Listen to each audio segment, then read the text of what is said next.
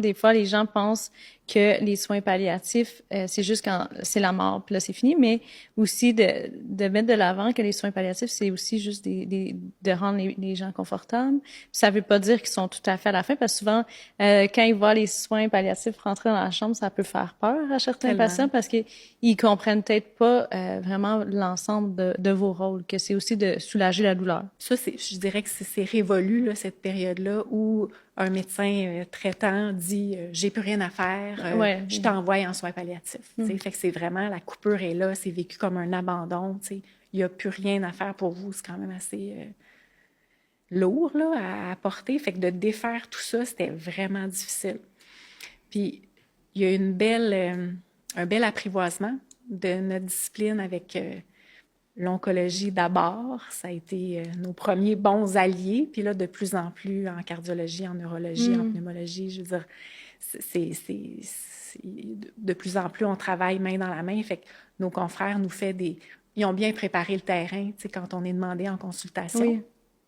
Mais quand même, je trouve ça important d'entrée de jeu, de mentionner aux patients, bonjour, je fais partie de l'équipe des soins palliatifs.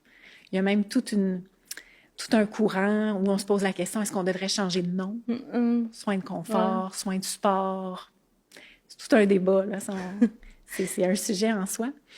Mais je démystifie d'entrée de jeu, c'est quoi la médecine palliative, c'est quoi les soins palliatifs, c'est quoi nos buts. Puis je dis justement, c'est pas à minuit moins une là, que c'est important de nous demander, c'est justement quand il y a du temps devant vous pour pouvoir en profiter. Donc, nous, le fait d'être là, ce qu'on espère, c'est améliorer votre qualité de vie, essayer d'adoucir la fin quand on sera rendu là, puis d'essayer de vous maintenir à la maison le plus longtemps possible.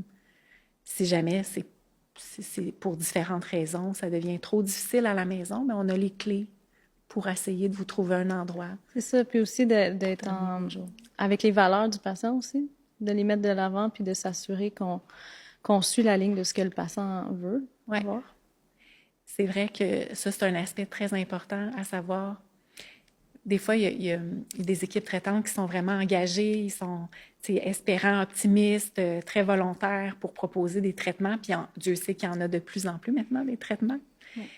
Puis des fois, notre rôle, ça peut justement être essayer de dégager c'est quoi la perception du patient, c'est quoi sa volonté, c'est quoi ses objectifs réels, c'est quoi qui est important pour lui, qu'est-ce qui lui fait peur, qu'est-ce qui n'est pas prêt à sacrifier pour gagner du temps.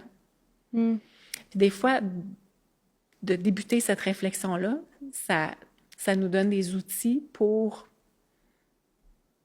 passer à une autre étape.